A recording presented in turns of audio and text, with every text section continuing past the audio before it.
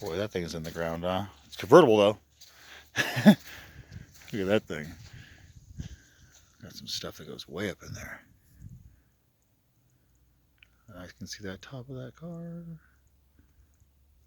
Another little van like a Falcon. That's two of them.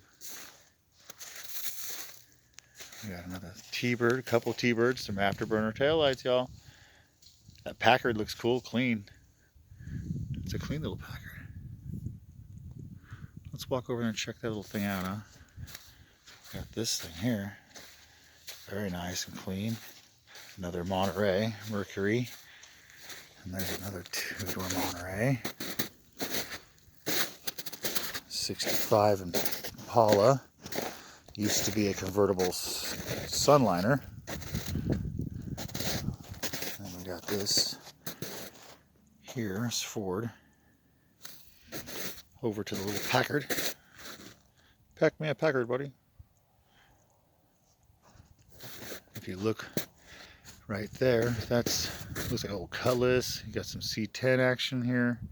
There's just a lot. We're gonna walk up that way. Go check out that thing, see what we can find.